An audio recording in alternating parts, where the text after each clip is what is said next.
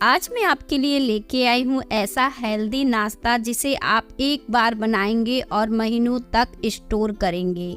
इस नाश्ते को आप सुबह की चाय या शाम के नाश्ते में इस्तेमाल कर सकते हैं। बहुत ही क्रंची बढ़िया ये नाश्ता बनके तैयार होता है। एकदम बिस्किट के जैसे खाने में लगता है, एकदम क्रंची है। मैं इसे आपको पास से दिखा रही हूँ कितना ज़्यादा अच्छा बनके तैयार हुआ है। मैं इसे तोड़ के भी दिखा देती हूँ कि कितना ज़्यादा ये क्रंची और बढ़िया बनके तैयार होता है। आपने इस नाश्ते को एक बार बनाया तो हर बार इसी तरह से बना के स्टोर करेंगे, क्योंकि ये बहुत ही हेल्दी है। अगर आप भी चाय के साथ मार्केट की बिस्किट खाते हैं तो आप इन्हें बना के रख सकते हैं। तो देखें, अब हमने इसे बनाने के लिए एक बड़ा बर्तन लिया है और साथ में गेहूं का आटा लिया है। आटा हमने यहाँ पे 2 कप इस्तेमाल किया है। आटा डालने के बाद आधे कप हम सूजी डालेंगे। यहाँ पे बारीक वाली सूजी का आप इस्तेमाल करिएगा, अगर नहीं है तो मिक्सी में चला के बारीक कर लीजिएगा। साथ में डालिएगा इलायची का पाउडर और डालिएगा यहाँ पे पुस्ता दाना, जिसे खसखस भी बहुत लोग कहते हैं। अगर आप ये नहीं डालना चाहते हैं तो यहाँ पे वाइट वाला जो तिल आता है उसे भी डाल सकते हैं, या फिर बिल्कुल सिंपल बना सकते हैं इन सारी चीज़ों को स्किप करके। अब यहाँ पे लेना है आपको 1/4 कप घी। तो यहाँ पे घी तेल आप कुछ भी ले सकते हैं, जो भी आप डालना चाहें। ये दोनों चीज़ों से बन जाती है। अगर तेल का मुयम लगाएंगे तो भी बन जाएगी और घी का लगाएंगे तो भी बन जाएगी। तो जैसी सुविधा हो वैसा कर सकते हैं। अच्छे से इस मोयम को हाथों से मिलाकर इसे आप बढ़िया तरीके से मिलाने के बाद चेक कर लीजिएगा। अगर थोड़ा सा कम ज़्यादा हो तो आप इसमें 1-2 छोटे चम्मच और डाल लीजिएगा। इस तरह से इसका एक लड्डू सा बनना चाहिए। इस तरह से बांध कर देख लें। इसे हमें टाइट हाथों से बांधना है, ऐसा नहीं है कि सॉफ्ट लगा के देखें। तो बस इस तरह से टाइट हाथों से जब बांधेंगे तो ये बंधेगा हल्का सा। और यहाँ पे अब हम ले लेंगे चीनी। यहाँ पे मैंने आधे कप चीनी का इस्तेमाल किया है। साथ में मैंने आधे कप ही दूध इसमें डाला है। बहुत ज़्यादा दूध का इस्तेमाल नहीं किया है, सिर्फ आधे कप। अब हमें इसमें चीनी को घोलना नहीं है, बस इस तरह से ले लेना है इसमें डालकर। और बस हमने देखें चीनी घोली नहीं है, इसी तरह से मैंने इस आटे को लगा लिया है।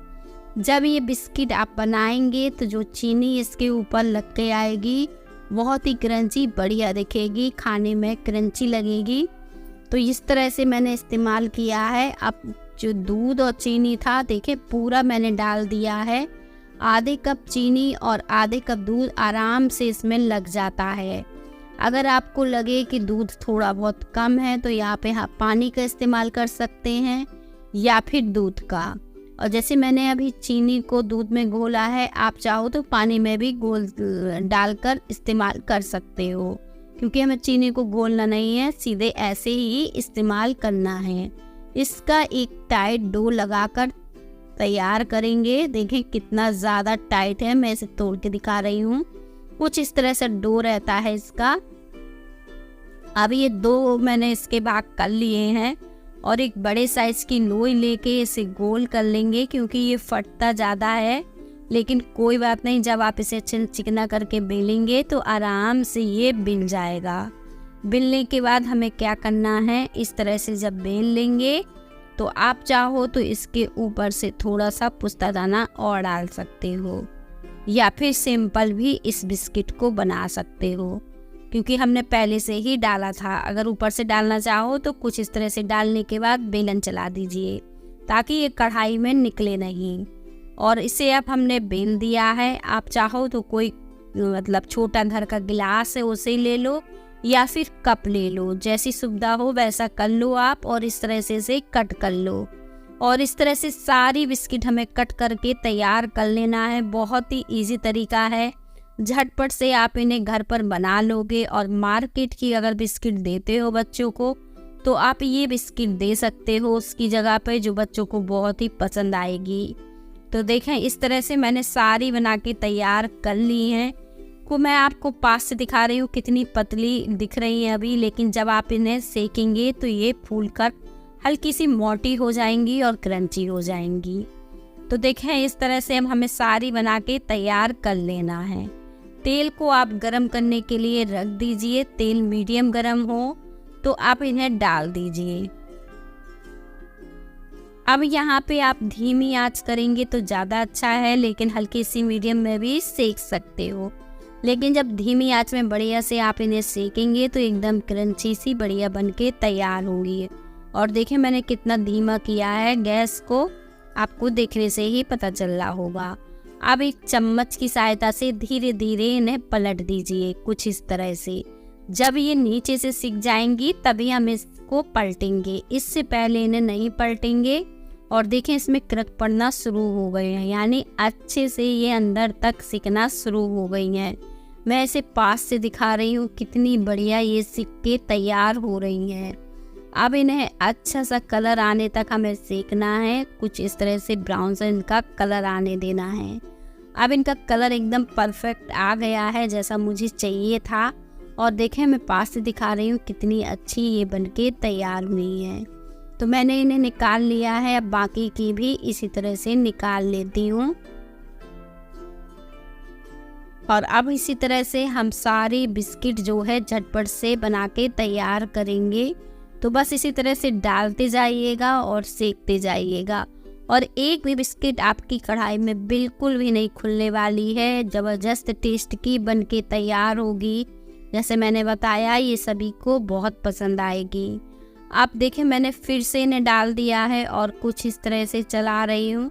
धीरे धीरे करके इनको भी हम पलट देंगे। और देखें मैं पास से दिखा रही हूँ कितनी ज़्यादा ये फूल जाती है।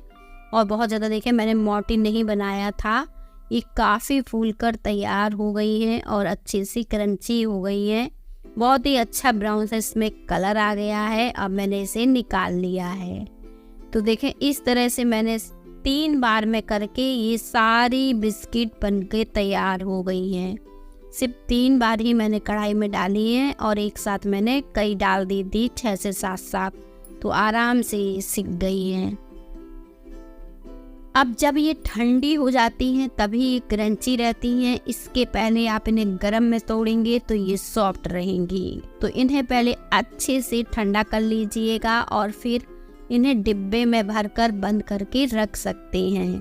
और बहुत ही जल्दी आपकी हेल्दी और टेस्टी बिस्किट घर पर बन गई है, जिसे आप कभी भी खा सकते हैं और स्टोर भी कर सकते हैं। मैं इसे पास से दिखा रही हूँ, बहुत ही अच्छी और क्रंची और बढ़िया फ्लेवर की बनी है। और आप देखें, आपको अगर रेसिपी अच्छी लगे तो रेसिपी को लाइक करिएगा। और मैं इसे दिखा रही हूँ, देखो कितनी